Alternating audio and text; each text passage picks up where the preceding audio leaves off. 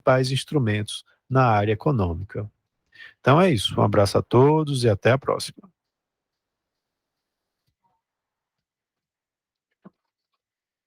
Até a próxima, professor. Pois é, vamos analisar, né? O Brasil leva 200 anos para fechar um acordo comercial e ainda sofre a possibilidade de grande sabotagem, principalmente quando se trata da OCDE, desses grandes acordos comerciais mundiais, porque os requisitos são básicos. A primeira coisa, você tem que tratar do seu meio ambiente como quem trata de verdade do meio ambiente, né?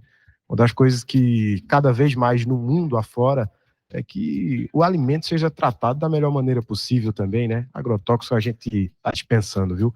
Olha, o René Almeida aponta para a gente que o Brasil piorou por 2 posições no ranking internacional de corrupção. E quando a gente fala de sabotagem, a gente vem com mais uma. A gente sabe que o Brasil tem grande dificuldade em combater a corrupção e, às vezes, a gente acaba institucionalizando ela. Palavra, René Almeida. O Brasil caiu da posição 94 para a posição 96 entre 180 países no ranking mundial da corrupção. O Índice de Percepção da Corrupção, divulgado nesta terça-feira pela Transparência Internacional, revela que o Brasil ficou com 38 pontos de 100 possíveis, a terceira pior nota da série histórica e a mesma pontuação da edição anterior. O desempenho ficou abaixo da média global dos países da América Latina e Caribe e das nações do G20. O consultor sênior da Transparência Internacional Brasil, Michael Mohallen, cita alguns motivos para a nota baixa. O Brasil vive um momento de grave deterioração da sua democracia, as instituições estão sendo questionadas, desde instituições que cuidam do processo democrático, das eleições, os tribunais brasileiros, mas não só. Né? A gente consegue encontrar elementos no poder executivo em relação à captura de instituições que, mesmo estando no poder executivo, tem que atuar com um grau de autonomia, como a Polícia Federal, por exemplo, ou fora do executivo, no Ministério Público, né? A Procuradoria-Geral da República, uma das mais importantes instituições do enfrentamento da corrupção. Ele destaca também que a indicação de uma pessoa que possuía relações com a família do presidente para ser diretor-geral da Polícia Federal e o enfraquecimento dos órgãos de controle ambiental são outros exemplos que levantam dúvidas sobre a autonomia das instituições. Mohallen critica ainda a atuação do Procurador-Geral da República, Augusto Aras, indicação de Bolsonaro, que não estava na lista tríplice. Tive um processo também de interesses do próprio Procurador-Geral da República. Esse não era um processo explícito, mas sabido, percebido, o interesse de disputar a vaga de ministro do Supremo e, portanto, uma atuação amiga, uma atuação que não enfrentou, mesmo não avançou em processo de investigação, nem mesmo quando era absolutamente urgente e necessária essa investigação. Em muitos casos era necessária, mas nem quando era explícita a necessidade, como, por exemplo, no caso da suspeita de corrupção na compra das vacinas. Ele acredita que há decisões questionáveis também no legislativo e no judiciário. Para o especialista, a corrupção é uma preocupação do brasileiro.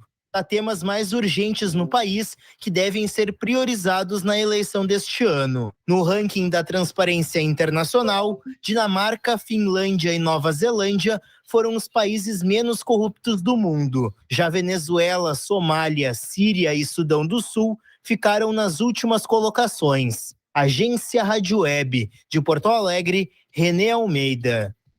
Pois é. Dados ruins preocupam a gente sempre, né? Quando a gente principalmente trata do Brasil, a gente não está tratando apenas do governo atual, o governo anterior, governos, né? A gente está tratando de uma instituição com o peso do Brasil, né? Prejudica, além dos negócios, da entrada de investidores no país, que dificilmente colocam seu dinheiro onde há corrupção, né? É uma percepção sempre muito ruim. A gente vai agora a um rápido intervalo. Daqui a pouquinho a gente está voltando. Uma entrevista muito bacana hoje com o Victor Fialho.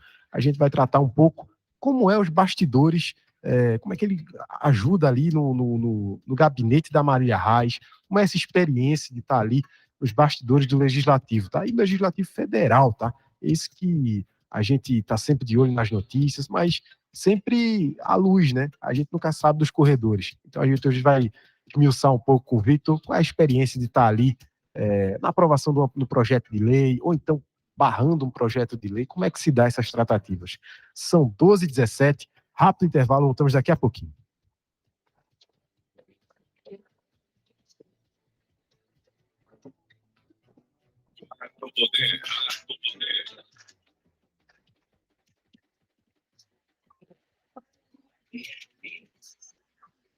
Em São Caetano, amarelo, 102,3. o Quarto Poder está sempre com você. Acompanhe nossos programas e matérias em nosso canal no YouTube, Twitter, Face e Instagram. Sua empresa está precisando de capital de giro? Tem planos para investir em novo negócio ou ampliar suas operações?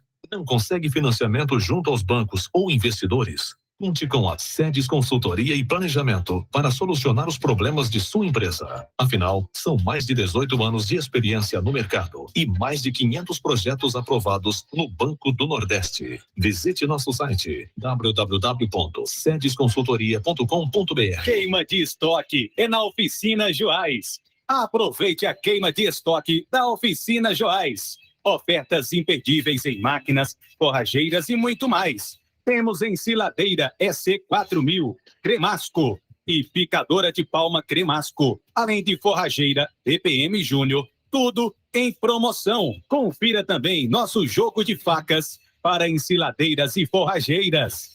Facas Pecos 9004, EN12 e EN 6800, além de vários outros modelos com descontos de até 50%. Motores elétricos de 1 a 30 cavalos, com descontos de até 40%. Aproveite! Oficina Joás. Mais informações, DDD 87, número 999926561. Felicidade é transparente, tem conforto e tranquilidade. Ser bem, ser bem entendido, se sente bem à vontade.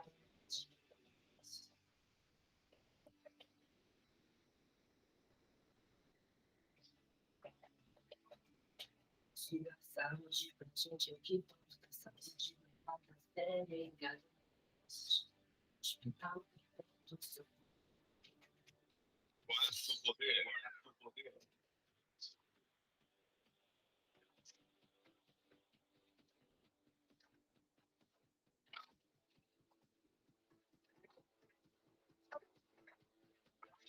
Matheus Fernandes.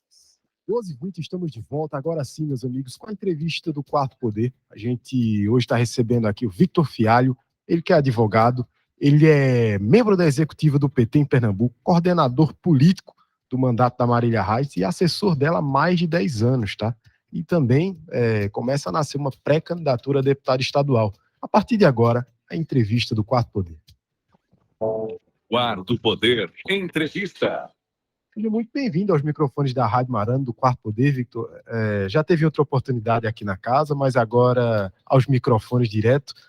E também quero ressaltar aqui a presença de... Eu trato elas como minhas amigas, tá? Não sei se elas pensam assim de mim, mas eu já trato como minhas amigas.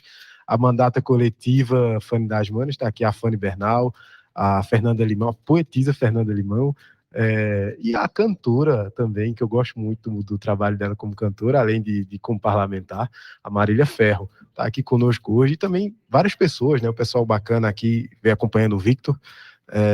E eu quero saber, Victor, rapaz, 10 anos já na assessoria da Marília, formado em advocacia, como é que tá o Jefferson aqui também, acompanhando, o pessoal da comitiva aqui tá todo atento aqui à entrevista, e 10 anos, são 10 anos já praticamente ali vivendo a vida parlamentar, várias eleições disputadas nesse período, Prefeitura do Recife 2020, enfim, como é que tem sido para o Victor ter entrado na política? Qual foi o desejo de ter entrado na política? Quem é o Victor Fialho? Seja bem-vindo. Obrigado, Matheus. Obrigado a oportunidade de poder falar com todo mundo aqui de Garanhuns, da região do Agreste Meridional. Agradecer a minhas amigas, Fanny Bernal, Fernanda Limão, Marília Ferro, meu amigo Jefferson, ex-vereador de Jupi, que está aqui também com a gente. É uma admiração muito grande que eu tenho pelo mandato coletivo da Fanny das Manas.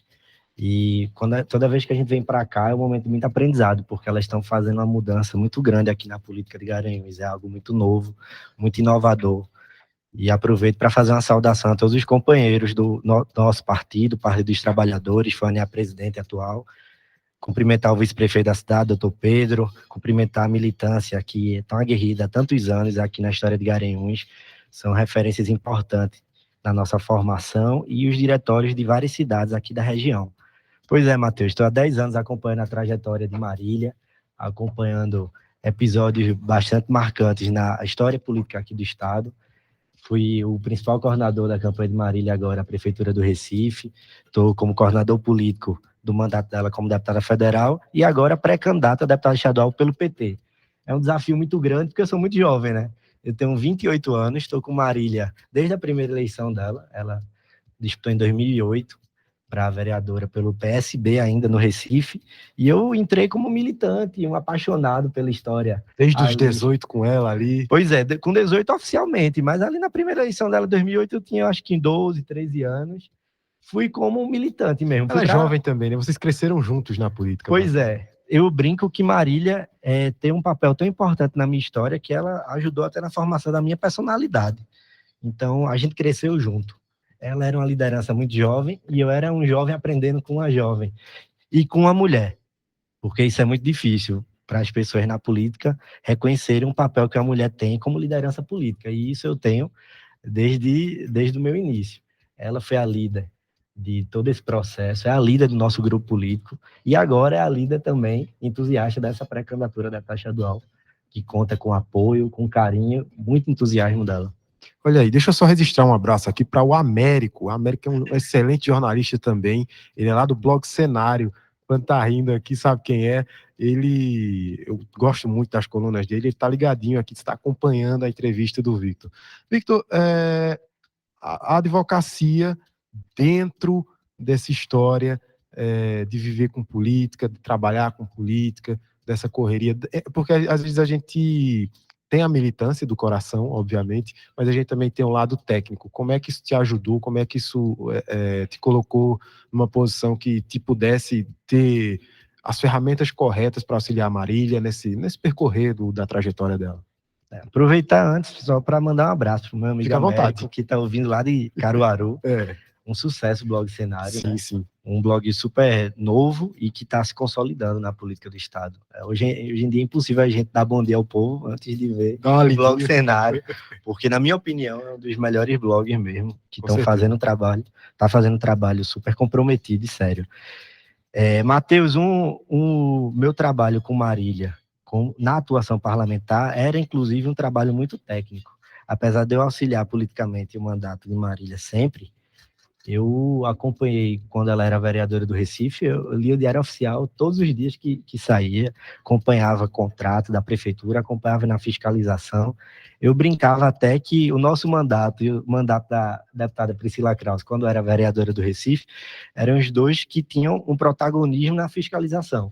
É verdade. Hoje a gente vê Priscila atuando como deputada assim, na dianteira, né, nesse tipo de atuação, e o mandato em Marília era sempre esse, era um mandato que enfrentava o que tinha que enfrentar, que desafiava quem tinha que desafiar, não tinha medo de nada. Essa é uma referência política muito forte da atuação parlamentar dela, e sempre foi muito aprendizado, e também a gente viu o preço de denunciar muita coisa, de desafiar muita gente ao longo desses anos. É isso, né? Inclusive, a gente viu, né? Na disputa eleitoral de 2020 foi muito acirrada, a Marília foi muito atacada, enfim, as conjunturas políticas, elas tomam contornos muito fortes, né? Principalmente no nosso estado. Pernambuco é um estado muito politizado, as pessoas pensam diferente, mas não é verdade. A política aqui ela é muito forte, ela é muito, inclusive, às vezes, tradicionalista, e a Marília ela vem com uma opção diferente, né? Ela sempre coloca o passo na rua, com a voz dela, sem a imposição de ninguém, com a postura dela. Como é para você estar ali nos bastidores, acompanhando, observando essas coisas? Às vezes pede para ela segurar, por exemplo, eu tenho contato com Priscila, às vezes eu digo, Priscila, tenha calma, aí às vezes ela vai mais, às vezes depois ela quem diz, não, gente, calma aqui, por aqui. Como é que tem sido para você há 10 anos, desde a Câmara Municipal, enfim, até a Câmara Federal, vocês trilharam um caminho vitorioso na política, mas como é o dia a dia ali, o tratamento. Às vezes a gente vê, por exemplo, essa questão da fiscalização, que ela tem uma repercussão muito grande. Como é para vocês receber as críticas e também os elogios? Agora, na atuação de Marília, que é focada no governo federal, Marília é deputada federal e uma deputada de oposição ao governo Bolsonaro, o mandato dela já conseguiu conquistas importantíssimas para um mandato de primeira viagem, digamos assim, né? Porque ela conseguiu a aprovação na Câmara e no Senado do projeto da dignidade menstrual, agora no ano passado, que foi um projeto super inovador aqui no Brasil, uma discussão que no mundo todo vinha se fazendo sobre a saúde das mulheres, né? Como as mulheres se prejudicavam, perdiam aula, perdiam trabalho, perdiam várias oportunidades porque não tinham amparo do Estado na questão da sua saúde, na questão da menstruação. E aquele projeto em Marília tornou-se uma referência agora no final do ano de quem tinha a luta contra Bolsonaro, porque viu como o governo Bolsonaro não prioriza nenhuma pauta que seja pró-povo, pró-mulheres, pró-juventude, pró-nordeste.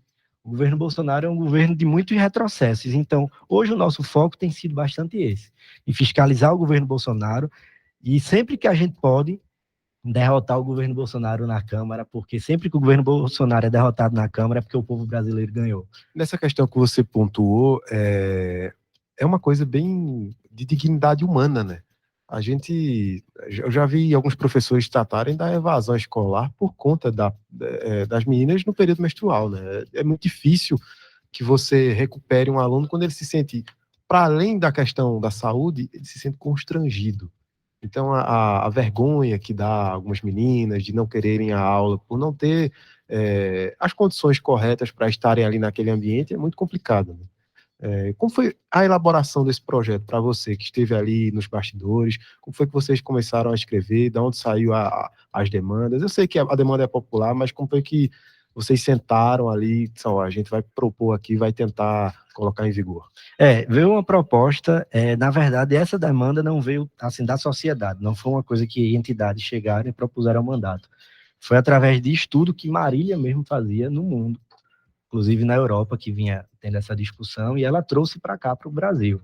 Foi a primeira deputada a tratar desse tema na Câmara, na história da Câmara, e a única mulher deputada federal de Pernambuco. Então, para a gente é um motivo de muito orgulho, porque a gente vê que ela é a única mulher, mas ela está ali pautando tudo. A única mulher deputada federal de Pernambuco. De Pernambuco.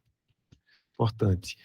Então, vocês, no caso, pegaram, como a gente fala na economia, a demanda difusa, né? Várias pessoas têm aquela demanda, mas não se organizaram para pedir. Vocês foram atrás de fazer o estudo e levar o laudo técnico. Porque, às vezes, tem gente que, principalmente como você falou agora do governo Bolsonaro, que coloca isso como amenidades, coisas que não são necessárias, mas embasada no estudo técnico foi aprovada a lei, a lei da dignidade menstrual, é assim que se coloca? Entendi. Me fala mais, eu quero saber, eu fiquei curioso, você ficou na parte técnica, na parte política, quero entender mais como foi, por exemplo, em 2020, na coordenação da campanha dela para prefeita. Acredito, eu não me recordo da última vez que tivemos uma prefeita na capital do nosso estado, não sei se já tivemos. Nunca tivemos. Como foi para você estar ali naquela batalha, rua a rua com a Marília, momento difícil de pandemia também, mas tentando entender a demanda do recifense e da capital pernambucana? Fazer a campanha com Marília no Recife foi muito interessante, porque Marília, todo mundo sabe que era pré-candidata a governadora desde a outra eleição. Inclusive, aqui o Agreste Meridional teve um papel decisivo na pré-campanha de Marília. Foram lideranças de várias cidades que anunciaram ali apoio à pré-candidatura de Marília. Aqui em Garanhuns, além do apoio que a gente teve do PT, também tivemos apoio de outras pessoas, até de outros partidos. Teve o vereador Alcindo, que participou ali ativamente de algumas articulações. Teve em Paranatama apoio do nosso companheiro Natécio Rodão, a liderança jovem, que inclusive chegou aqui no estúdio. Em Caetés, do grupo da oposição, com Jocelyn Ferreira. Em Saloá, com Hélito Freitas. Lá em Jupi, Jefferson chegou a fazer um grande ato com Celina, com o pessoal. E várias cidades, né? A gente teve... por exemplo, em Bom Conselho, Givaldo do sindicato fez uma participação importantíssima naquela região, Cafetá, com o seu Luciano, em Lagoa do Ouro. E esse era o desejo de Marília, talvez esse seja o sonho de Marília, ser governadora de Pernambuco. E aquilo aconteceu, a pré-campanha no Recife de prefeito, ela não aconteceu. Quando o presidente Lula foi solto, depois de uma prisão injusta, ele procurou Marília.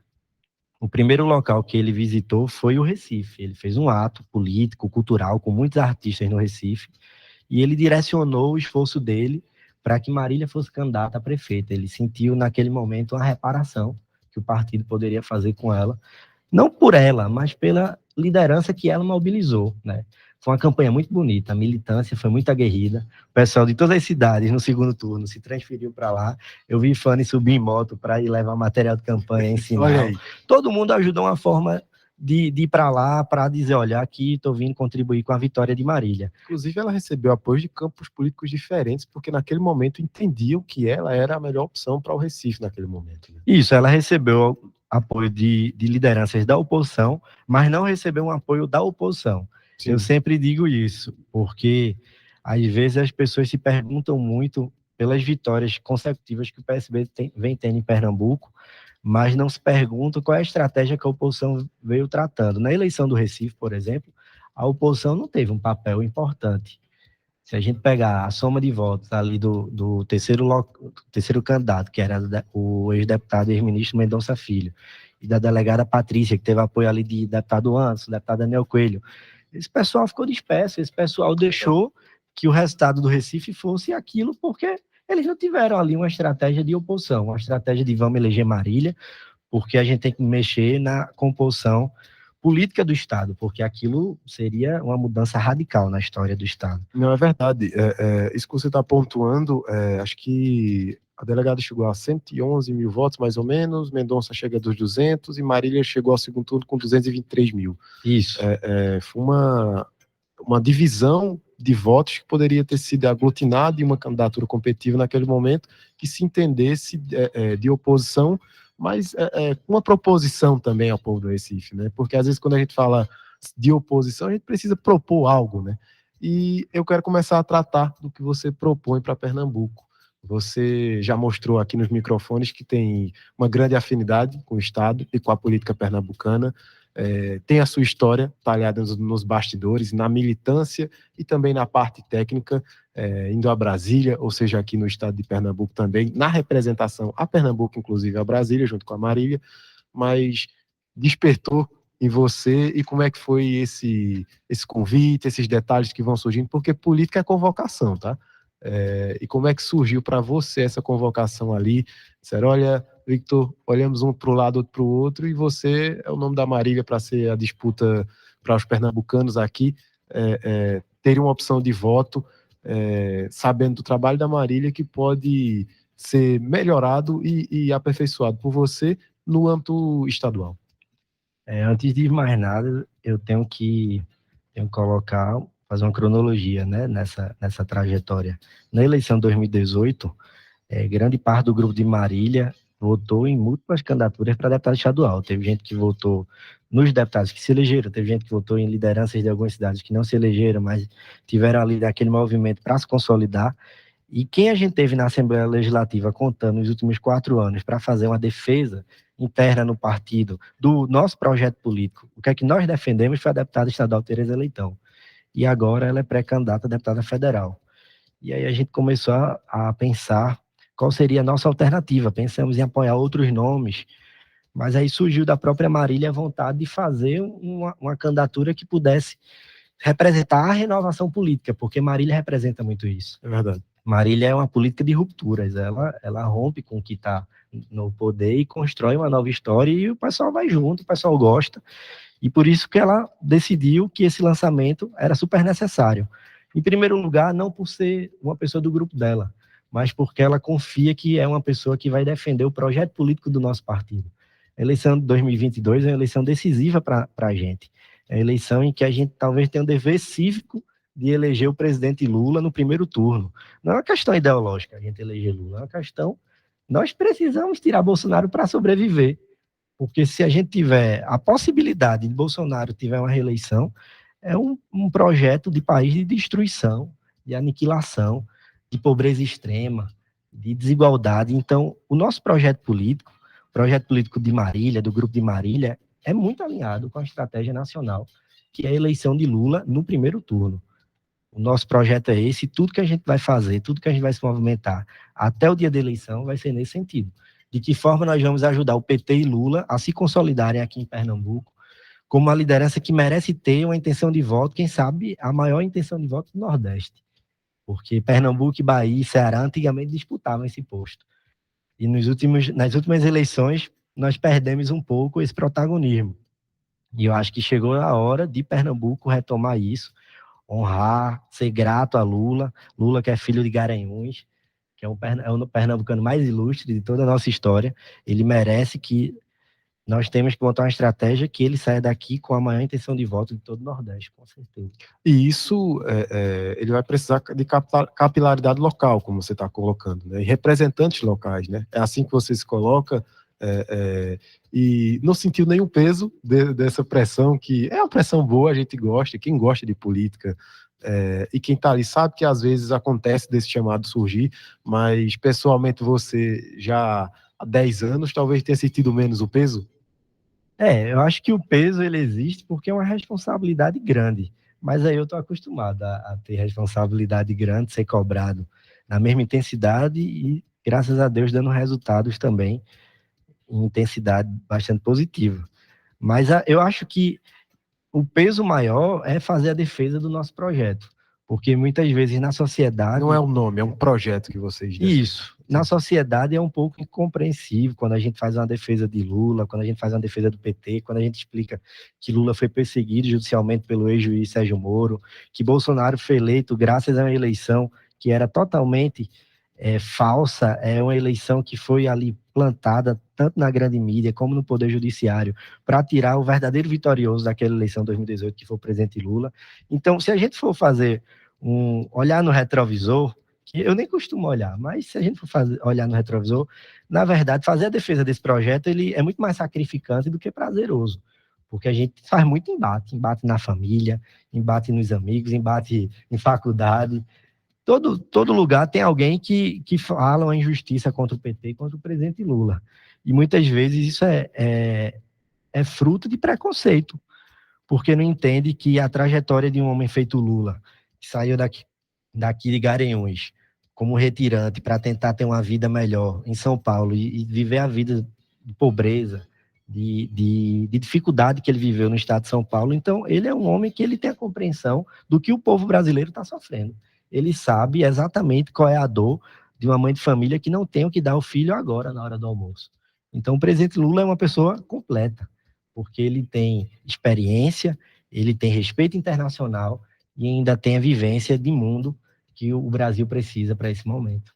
É isso, tá o Vitor Fialho aqui com uma retórica afiada, mostrando seu conhecimento, um pouco da sua história, tá? Ele que é assessor parlamentar da Marília há mais de 10 anos, meus amigos. Está ali na militância e também agora vem como pré-candidato a deputado estadual, construindo seu lugar aqui para uma cadeira na Assembleia Legislativa do Estado de Pernambuco. A gente vai um rápido intervalo, são 12h40 e voltamos daqui a pouquinho.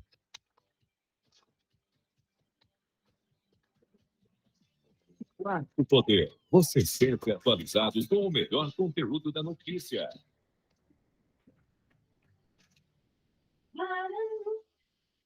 Em São João, Marano, a superpotência de Marano.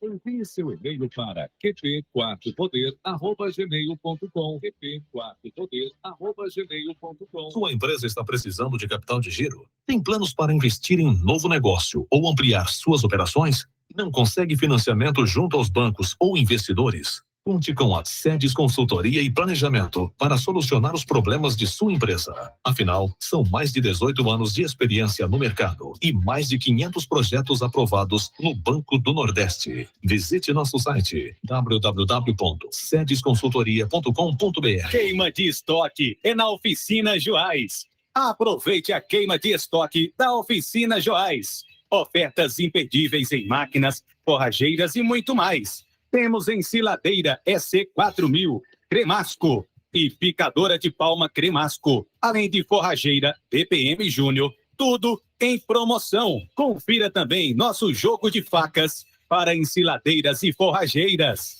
Facas Pecos, 9004, EN12 e EN 6800, além de vários outros modelos com descontos de até 50%. Motores elétricos de 1 a 30 cavalos com descontos de até 40%. Aproveite! Oficina Joás. Mais informações, DDD 87, número 999926561.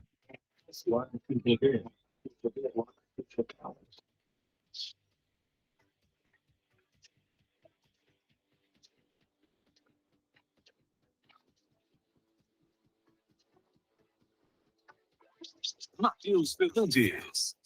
12h42, estamos de volta aqui na 102.3 FM, a Rádio Marano, que é aquela rádio, a rádio que todo mundo ouve. Hoje recebendo Victor Fialho, ele que é advogado, assessor parlamentar da deputada federal Marília Reis, ela que tem seu nome ventilado também a disputas no Estado, né?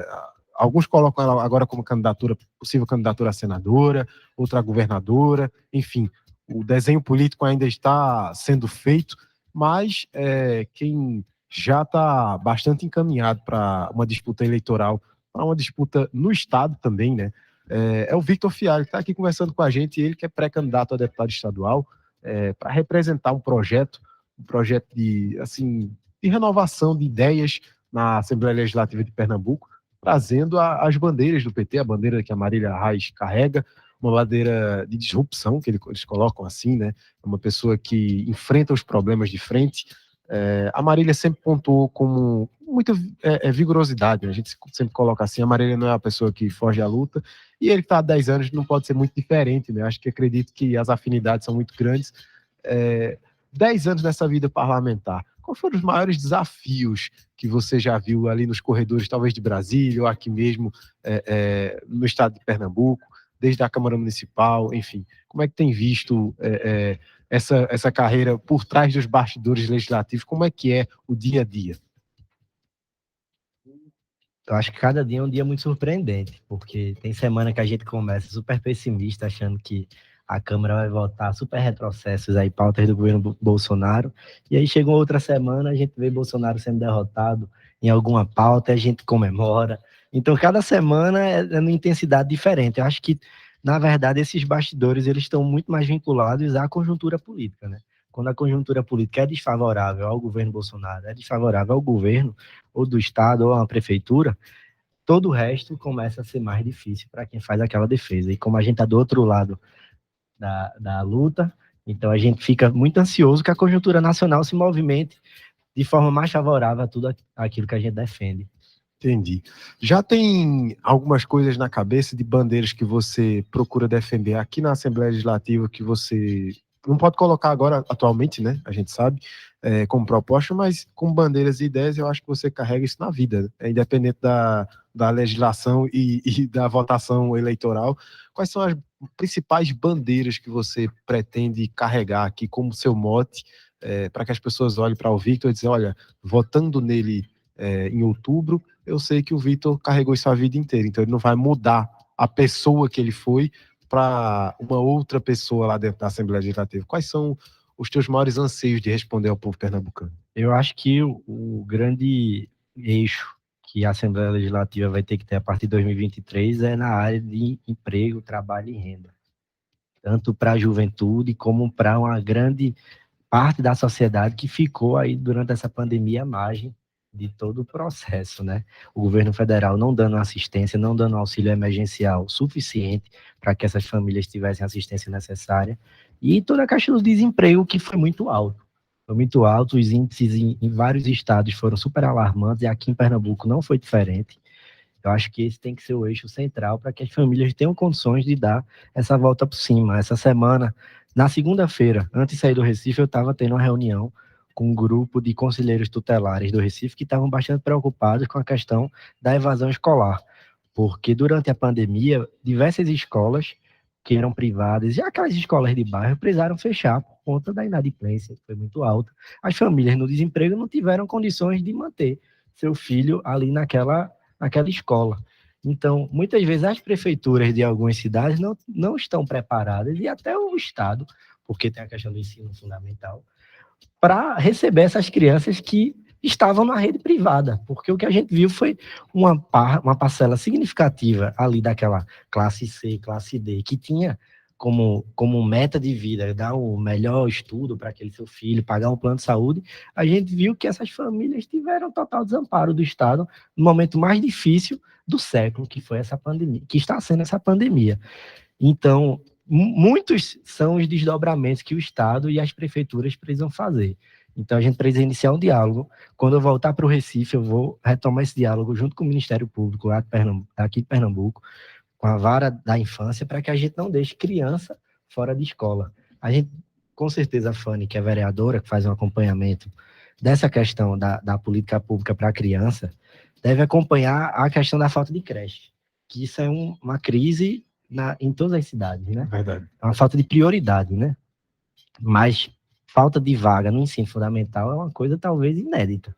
Então a gente está tratando esse tema agora, nesse ano, e é muito importante que a gente fique atento, que a gente cobre do poder público de uma forma muito firme, porque a gente precisa colocar essas crianças nas escolas e a gente precisa dar amparo a essas famílias que foram tão destruídas nessa pandemia. É verdade. E quando a gente fala, por exemplo, do orçamento público, tem que ter prioridade, né? Eu acho que a educação, ela deveria ser a prioridade 1, a prioridade 2, a prioridade 3 e assim por diante, porque ali nasce a base do fruto da sociedade, né? Deixa eu passar um pouquinho a palavra para a Fanny, que a gente estava conversando, né, Fanny, antes sobre a questão do carnaval. Eu queria que você falasse um pouco, já que a gente falou de educação, vou falar um pouco de cultura.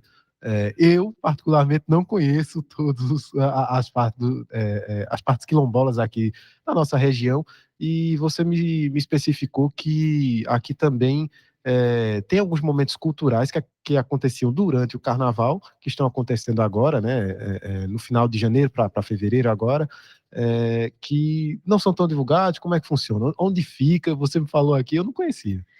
Boa tarde, Matheus, boa tarde a todos os ouvintes. Trazer assim que foi uma discussãozinha, uma conversa que a gente teve informalmente aqui, quando você trouxe a falta que o carnaval vai fazer, Sim. Mas de trazer também que o povo de Garanhuns, nós ainda não conhecemos as nossas raízes, né? Nossa história, ela vem dos quilombos, e tem uma celebração que está acontecendo, que acontece já há mais de 300 anos aqui na cidade, que inclusive começou agora no dia 24 de janeiro e vai até o dia 2 de fevereiro, que é a festa, a celebração de Nossa Senhora de Nazaré do Timbó. Essa igreja é o prédio mais antigo daqui da cidade. Estudos antropológicos já mostram, ela tem mais de 300 anos, e a celebração é anterior, inclusive, a essa. E aí é algo muito lindo. Aonde fica? Fica no Quilombo do Timbó, depois do Quilombo do Castanhinho, depois do Quilombo das Estivas. E vai. Acho que as pessoas do Timbó talvez conheçam um pouco mais sobre uma de suas riquezas naturais que temos aqui, que são as cachoeiras do Iumas, que fica lá no Quilombo do Timbó. E lá também tem a igreja do Timbó, que é uma igreja linda, maravilhosa. Como eu disse, ela data de mais de 300 anos. Tem lá uma santa, que é Nossa Senhora de Nazaré, que também tem essa idade aproximadamente. E, sim, acabou recentemente, no ano passado, o sítio histórico foi tombado pelo patrimônio estadual aqui de Pernambuco. A celebração ocorre todos os anos, né? E ela é um misto de celebração cultural, tradicional e também religiosa.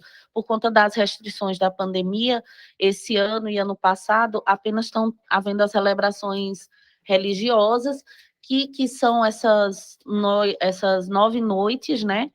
É uma novena, essas 9 noites, que aí se reza o terço, as ladainhas são em latim, é algo que é passado de mãe para filha, de pai para o filho. Então cada dia tem um noiteiro ou uma noiteira diferente que comanda essa celebração, e é muito lindo. E quem não conhece, por favor, apareça. Inclusive fica aqui para você o convite, e também para o nosso queridíssimo Vitor Fialho, que está aqui visitando a cidade, mas que está sempre aqui conosco na região. Olha aí, o Quarto Poder também é cultura, tá? A gente não traz só política, não.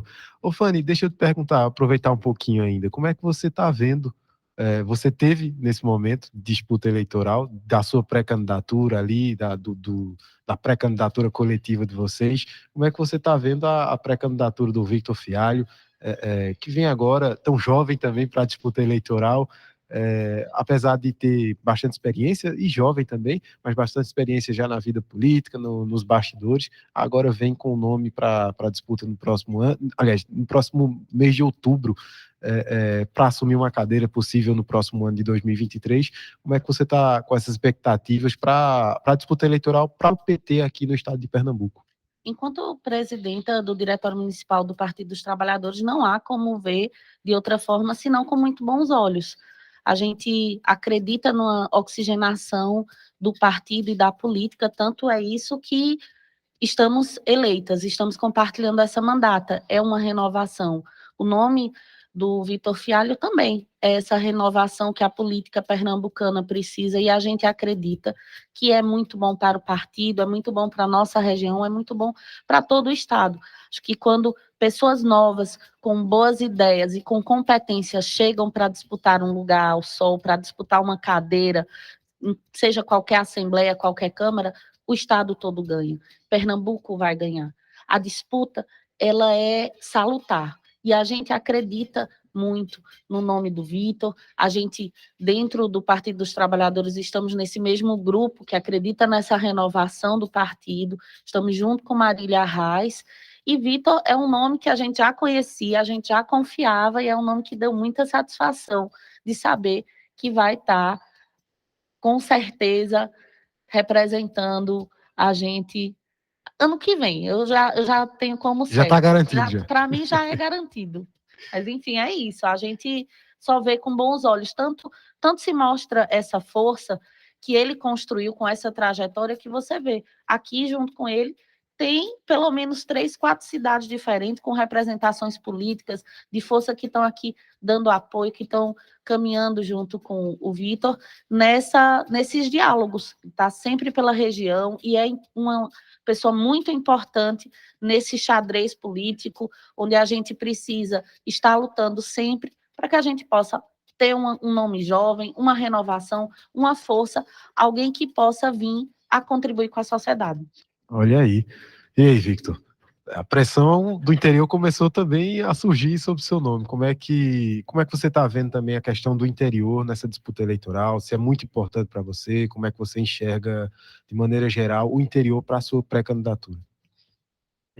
Antes de responder, eu queria agradecer aqui as palavras tão carinhosas de Fanny. Eu comecei o programa dizendo quanto eu admiro Fanny, Fernanda e Marília, acompanho o trabalho delas e estou sempre à disposição do que elas precisarem e quero poder ajudar mais, de forma mais significativa, a partir desse sonho que a gente está aí consolidando, construindo, indo atrás. Vamos deixar na mão do povo para que eles decidam. Quero agradecer também a presença aqui de Flávio, de Chica da Pamonha. Flávio disputou a eleição também de vereador aqui em Garanhuns e está aqui conosco. Está comprometido com o projeto, está acompanhando a gente, está bastante entusiasmado. Flávio conheceu Marília na pré-campanha de Eduardo ainda em 2006, e ele conhece Marília de longas datas, e Marília fez um pedido a ele, disse, olha, faça por Victor como você fosse fazer por mim, e ele agora está fazendo mais do que isso. Eu sou muito grato a todo mundo que está recebendo a gente tão bem, e para lhe responder sobre isso, eu tenho como convicção que essa eleição de 2022 vai surpreender muita gente. Eu acho que a gente tem que nacionalizar o máximo que a gente puder esse debate. Mostrar para todo mundo que essa eleição a gente tem que apresentar quem é quem no jogo, porque tem muita gente aí com mandato, deputado federal, deputado estadual e senador, votando contra o povo, destruindo direitos, privatizando entidades tão importantes para a vida, né, do povo brasileiro, como a gente teve aí a privatização dos Correios, da Eletrobras, que tem um papel significativo no preço da conta de luz. Isso vai respingar na Chesf, que é daqui da gente. Então a gente está andando, a gente quer conhecer, pelo menos, eu ainda não conheço o estado todo, mas eu conheço mais de 100 cidades acompanhando Marília. Eu conheço muito mais do que muita gente, então. São 180 e alguns municípios. Eu quero garantir campanha em todas as cidades, porque eu acho que esse tipo de candidatura, e aí eu aprendi muito com Marília, é uma candidatura de compromisso, é uma candidatura que tem pautas que leva em consideração. de projeto político também, porque é uma candidatura que, quando ela se consolida, ela valoriza e renova também na eleição seguinte, nas eleições municipais, porque eles começam a ver ali aquela referência, e Marília foi tão importante para a gente nesse sentido, porque ela, por onde ela passa, ela renova, ela consolida novos projetos. Então, eu quero andar todo o estado, eu quero ser uma referência dessa luta em Pernambuco por inteiro, pode ter certeza.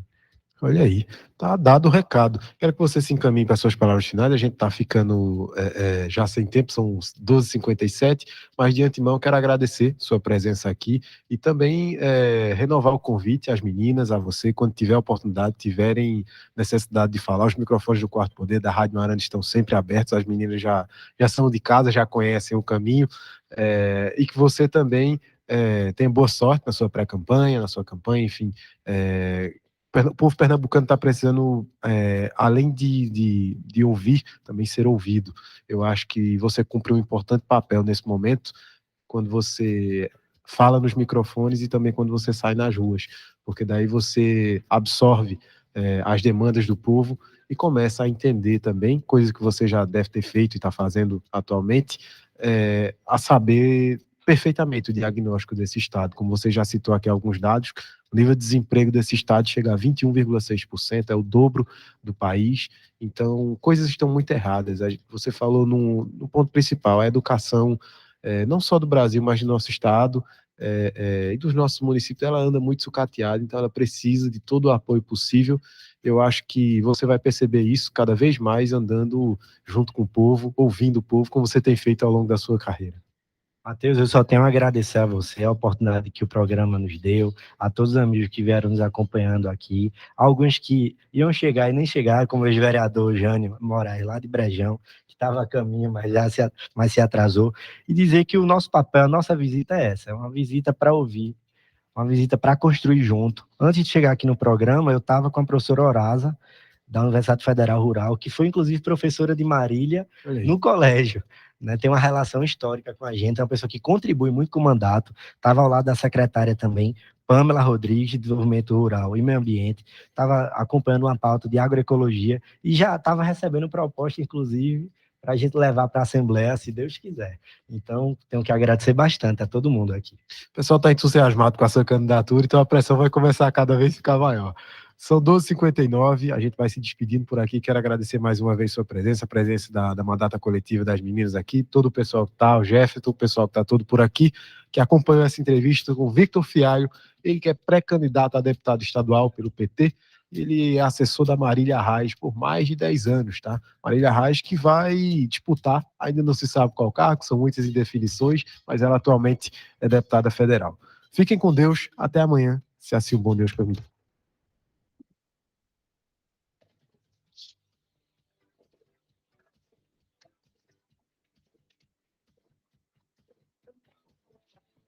Você ouviu Quarto Poder, seu programa jornalístico com credibilidade e imparcialidade.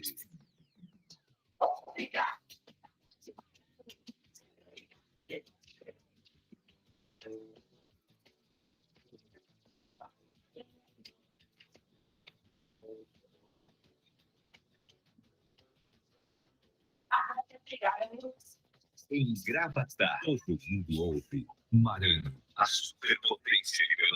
Neste momento, no Alto do Magano, a temperatura é de 26,4 graus. CCAA, é assim que se fala. Matrículas abertas. Fone 3762-2377. Informa a hora. Marano, 1h01. Vai entender esse mundo. O pessoal louco para aprender outro idioma e na hora de falar faz mímica. Fala sério, não dá para aprender uma língua de verdade sem uma metodologia de verdade. No CCAA, mais de 5 milhões de pessoas aprenderam a falar inglês e espanhol naturalmente, sem truques, para nunca mais esquecer. E aí, vamos falar? CCAA, é assim que se fala. Estude onde estiver, online ao vivo ou presencial. O Boticário, com lojas em Garanhuns, Lagedo e Bom Conselho, informa o prefixo desta emissora.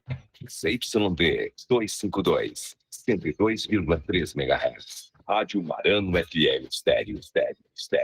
Garanhuns, Pernambuco. E aí, sentiu? Tem novidade de Egeu no ar. Chegou o Egeu Cherry Blast e Egeu Pina Blast. Duas fragrâncias inusitadas que combinam as notas cítricas da cereja e do abacaxi com o doce do caramelo e da baunilha. É um exagero de perfumação e diversão. E até o dia 13 de fevereiro, de R$ 109,90, seu Egeu sai por R$ 87,90. Tá demais! Visite a loja mais próxima, encontre o revendedor, compre pelo site ou chame pelo WhatsApp. Novo Egeu Blast. De doce, só a sua fragrância. Válido enquanto durar os estoques. O preço mais baixo que você já viu é no Atacadão, seu parceirão. E tem quarta da carne. Acém paleta ou peito resfriado Friboi quilo na peça 27,50 cada. Capa de filé resfriada Friboi quilo na peça 26,50. Costela em tira Friboi congelada quilo na peça 14,90. Quarta da carne. Compre e comprove. Atacadão Garanhuns. Na BR 423, quilômetro 94. Na entrada de Garanhuns, após o posto da Polícia Rodoviária Federal. Atacadão, lugar de comprar barato. A Barra Nova Atacadão está com